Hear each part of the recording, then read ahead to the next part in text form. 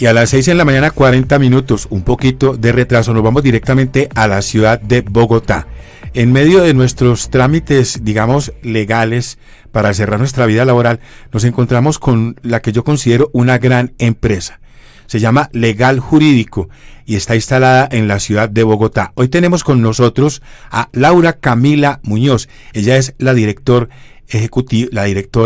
de la parte jurídica de Legal Jurídico en la ciudad de Bogotá, y al doctor John Fonseca, quien es la persona que gerencia y administra este bufete o esta oficina que se encarga de tramitar lo que tiene que ver con las pensiones de mucha gente, con la decisión de pensiones. Pero nuestro tema central de esta mañana es hablar de algo que se viene discutiendo, Héctor, en el Congreso de la República. Una de las muchas reformas que este gobierno planifica es la reforma pensional y tenemos que entenderla. Por eso les hemos llamado. Doctora Laura Camila, muy buenos días, la saludamos desde la Universidad Católica de Oriente, nuestra emisora sin igual 90.5. ¿Cómo se encuentra en el día de hoy? Hola, muy buenos días para todos, para la audiencia, muchas gracias por la invitación, afortunadamente iniciando el día muy bien. Fonseca, bienvenido. Bienvenido. Muy buenos días, muchas gracias por la invitación a la mesa de trabajo y a todos los oyentes. Vamos a lo que vinimos, como decimos aquí en el departamento de Antioquia. Los llamamos porque necesitamos luces en torno, doctora Laura Camila, a lo que significa esto de la reforma pensional que viene proponiendo el gobierno. Y comenzamos preguntándole algo que escuchamos de boca del propio ministro Ricardo Bonilla, el ministro de Hacienda, quien ha dicho recientemente que la reforma pensional que proyecta el gobierno, comillas, sería sostenible fiscalmente hasta 2070. Esto quiere decir, doctora Laura Camila, directora jurídica de Legal Jurídico en Bogotá, que por viabilidad y por sostenibilidad es imperativa una reforma inmediata o a mediano plazo. ¿Qué quiere decir lo que ha dicho el ministro Bonilla? En la mesa de trabajo, si me permiten, yo contestaría esa pregunta. Básicamente, esta propuesta desde la parte fiscal, como pues ya todos sabemos, se basó en que en los próximos 100 años se calcula que vamos a ser productivos a un 5%. Con respecto a la pregunta clara de si es imperativa una reforma inmediata o a mediano plazo, la respuesta pues más corta sería un definitivo sí. Esta reforma no es un tema de este gobierno, es un tema que desde ya hace bastantes años se sabe que financieramente, como estamos actualmente, no es sostenible. Se busca realizar como tal unos cambios y consideramos apropiado para esto tener unos puntos muy en cuenta. El punto número 1 de por qué sí es necesaria como toda una reforma es que los aportes actuales de los cotizantes no va a ser suficiente para sostener el sistema ni en el mediano ni en el largo plazo. Inicialmente con la ley 100 de 1993, que también es conocida como la ley de transición, se hizo un cálculo de que fuera sostenible con una proporción de 9:1, 9 personas que cotizaran para sostener como tal un pensionado. Sin embargo, actualmente esta cifra ronda sobre los 4:1. Es muy desproporcional. Esto conlleva, como punto clave número 2, a que ese dinero sí o sí el Estado pues lo tiene como pues que asumir de sus arcas para poder sostener como tal el sistema. Si vemos en publicaciones recientes, la ANIF nos mostró que para este año, para el 2024, de las arcas del Estado para sostener el régimen de prima media se van a necesitar 96.4 billones de pesos. Como punto número 3 está el tema de los fondos privados. Nosotros en Firma Legal Jurídico hemos tenido la oportunidad pues de analizar literalmente miles de casos de prepensionados, donde básicamente nos damos cuenta que el saldo acumulado o capital acumulado no es suficiente en la mayoría de los casos, ni siquiera para financiar una pensión de un salario mínimo mensual vigente, ¿sí? ¿Esto qué quiere decir? Que aún con un sistema que genera rendimiento sobre las cotizaciones, los dineros que al final acumula una persona al querer acceder a una pensión de vejez no van a ser suficientes para que se financie con esos recursos totalmente una pensión de un salario mínimo. El excedente lo tiene que asumir como tal también el gobierno, ¿sí? Para que se hagan una idea, pues en la mesa, y los colombianos, un hombre actualmente para financiarse una pensión de un salario mínimo, aunque pues hay unas variables en las características familiares, debe tener un promedio de 330 millones de pesos acumulados. En el caso de las mujeres, un promedio de 390 millones de pesos. ¿Por qué las mujeres un poco más?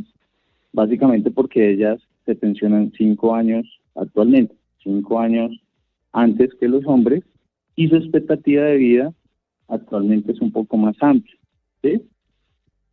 Entonces, en conclusión, con esta pregunta, si el país no es mucho más productivo y no aumenta sus arcas, el pasivo pensional que va a tener el gobierno que siga o el actual, pues sencillamente va a ser insostenible en el tiempo, y por eso es totalmente necesario hacer una reforma en el corto o en el mediano plazo. Buenos días, doctor John Fonseca, y buenos días también para la directora Laura Camila. Laura, le quería preguntar cuáles son los pilares de la reforma pensional que está proponiendo para trámite en el Congreso en el gobierno de Gustavo Petro. Buenos días, mira, ahorita lo que se está discutiendo son 4 pilares fundamentales, y la idea es pasar de un sistema competitivo a un sistema complementario. Ahorita, actualmente, se maneja el régimen de prima media administrado por Colpensiones y el régimen de ahorro individual administrado por los fondos privados de pensiones, donde compiten entre sí. Por eso es que actualmente hay más afiliados a los fondos privados de pensiones, donde cuentan con más de 19 millones de afiliados, versus los 7 millones de afiliados que actualmente tiene Colpensiones. Al pasar del sistema competitivo al sistema complementario, se discute o se busca abordar este aspecto de 4 pilares. El primero es un pilar solidario, que creo que es uno de los más discutidos, donde se indica que para esa población mayor y en condiciones de pobreza extrema, el gobierno y el Estado les otorgaría un auxilio de 233,000 pesos, generando una cobertura adicional de personas actualmente. Un sistema, un pilar de ahorro, donde lo que se busca es que las personas con alta capacidad adquisitiva puedan hacer un aporte adicional, que es lo que hoy en día ya ocurre en los fondos privados de pensiones con los aportes voluntarios. La verdad, este pilar de ahorro no es nada nuevo. Seguido a esto tenemos un pilar semicontributivo, donde se busca que las personas que cotizan a pensión, pero que no logren las semanas requeridas, si las mujeres tienen o completan la edad de 60 y los hombres de 65, se les puede dar una pensión que, aunque no sea el salario mínimo, sea proporcional a las semanas cotizadas.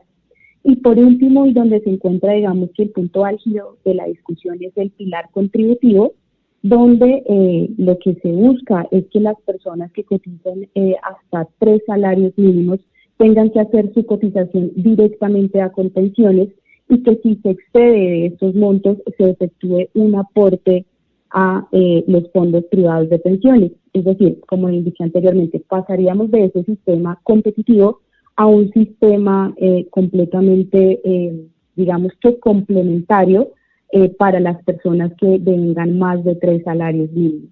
Estos son los pilares que busca incluir la reforma pensional, y que a su vez dejan ciertas dudas y ciertos vacíos referentes a esa elección libre y voluntaria que debe tener un trabajador para elegir el régimen al cual pues quiere que se le efectúen sus cotizaciones.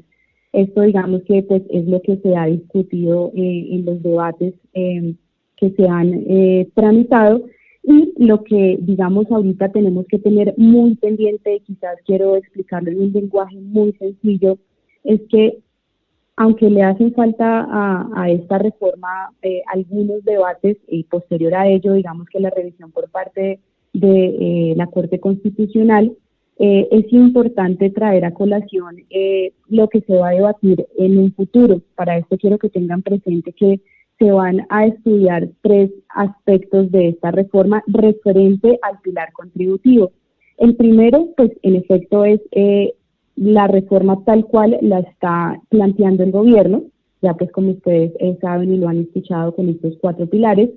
El segundo aspecto que se va a debatir va a ser la postura de los justos libres, donde piden que pues, se archive la totalidad de la reforma. Y por último, la postura del partido de la U, donde indica que este aporte obligatorio al régimen de prima media no debe ser de 3 salarios, sino de 1.5.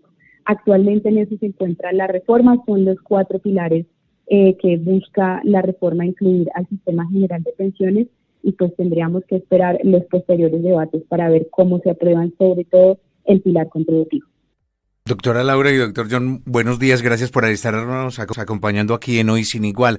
Estamos en vivo por el territorio del Oriente Antioqueño y quisiera que ustedes le contaran a nuestros oyentes en esta zona del país qué va a pasar con la reforma pensional, si se da o no se da en este gobierno, se debe hacer en el próximo, y qué va a pasar también con quienes están en fondos privados y en el fondo público, qué va a pasar con el dinero que estamos ahorrando y si vamos a poder acceder a la pensión. Acá es necesario en realidad una reforma, ¿sí? Sobre todo por 3 aspectos fundamentales. El primero es que solo 1 de cada 4 colombianos logra pensionarse actualmente. El segundo es que en efecto Colpensiones es quien subsidia las pensiones más altas. Y el tercero, que de cierta manera es cierto, es que los pobres y sobre todo la población adulta mayor se encuentra desprotegida. Es necesaria una reforma. Lo importante es que el gobierno próximo o el que está tenga la responsabilidad y pueda efectuar una reforma fiscalmente sostenible. Quizás este es una cuestión bastante importante de la reforma que se está discutiendo. Si consideramos que en los próximos 100 años vamos a crecer el 5% y el último año crecimos del 0,69%, pues algo está pasando. Entonces, sí es necesaria una reforma, quizás evaluar, plantearla de una manera sostenible, porque en efecto los jóvenes actualmente no cotizan, lo hacen de manera ininterrumpida y de cierta manera no van a poder edificar y financiar las pensiones de las personas que quizás tengan un ingreso base de cotización más alta. Es necesaria la reforma, quizás en unas condiciones financieras diferentes, y para complementar la respuesta le cedo la palabra a John. Adelante, doctor Fonseca. Bueno, en gran medida, hace parte de la respuesta número 1, es un problema heredado por un cálculo matemático mal elaborado y que actualmente pues con responsabilidad en los debates se está llevando pues digamos que a la mesa esa parte, que realmente sea, si se va a hacer un cambio, que sea sostenible realmente en el tiempo y no que simplemente se esté dando un problema a futuro, que es lo que básicamente se está pues viendo a luces con algunos de los pilares. Un ejemplo, el pilar solidario. En el pilar solidario, actualmente todo lo que tiene que ver con subsidios pues sale de las arcas del Estado, sí, pero no de la parte de los ahorros pensionales. Si se logra que este pilar pase, pues es como abrir la puerta a que se pueda utilizar los ahorros que hay actualmente de los cotizantes para pues sostener su pensión en un futuro, para también sostener como tal estos subsidios, lo cual está bien, porque efectivamente las cifras muestran que hay mucho adulto mayor que sencillamente no logra acceder a ningún tipo de pensión, por ello caen en una, pues digamos que inestabilidad financiera para sostenerse, y pues es muy loable el tema de poder ver la posibilidad de que tengan un subsidio que aunque no sea ni siquiera de un salario mínimo mensual vigente, pues efectivamente para sostenerse de alguna manera como tal en su vejez. Este es un problema que digamos que podemos, si damos una mirada un poquito más hacia afuera, digamos en Chile actualmente, con pilares muy similares a los que está actualmente, lo que se vio en la línea del tiempo es que tenemos ancianos o tienen ancianos que sencillamente reciben,